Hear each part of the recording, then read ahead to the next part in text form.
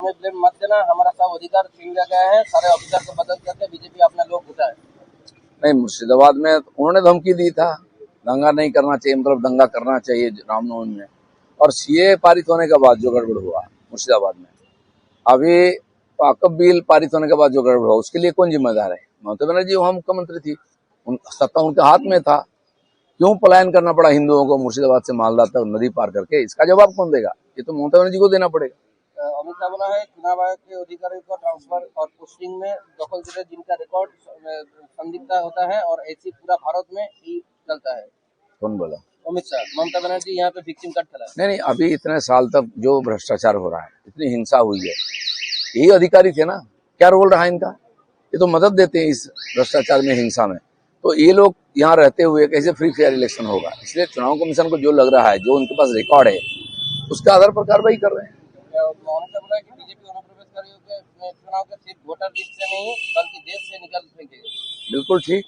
बंगाल में बीजेपी आएगा तो ये जो उनका नाम कट गया घुसपैठिया, इनको खाली वोटर लिस्ट से नहीं, देश से भी बाहर करना पड़ेगा, नहीं तो यहाँ शांति और प्रगति नहीं होगी। बीजेपी के अगेंस्ट टीएमसी चार्जशीट बात किया है, महुआ मित्र बोला है, अमित शाह बंगाली लोगों को क्रिमिनल बोला है, बंगाली आपको वोट नहीं देंगे। क्रिमिनल तो टीएमसी के अंदर है, बंगाली क्रिमिनल कैसे होगा? बंगाली पूरा देश में है, देश के राष्ट्रपति बंगाली हो गए हैं। तो यहाँ के कितने लोगों को पुरस्कार मिला है, पद्म पुरस्कार? टीएमसी के लोग ही क्रिमिनल है और सारा क्रिमिनल टीएमसी में है।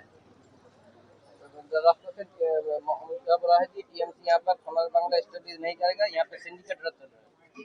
बिल्कुल, हर एक बंगाली को, बंगाल के लोगों को ये पता है कि सिंडिकेट कैसे चलता है। एक गरीब से गरीब आदमी को यहाँ लूटा जाता है, आवास योजना का पैसा लूटा जाता है, शौचालय का पैसा लूटा जाता है, पानी, बिजली, सड़क का पानी, यहाँ पैसा लूटा जाता है। तो बंगाल की जनता अब लूट गई पूरा।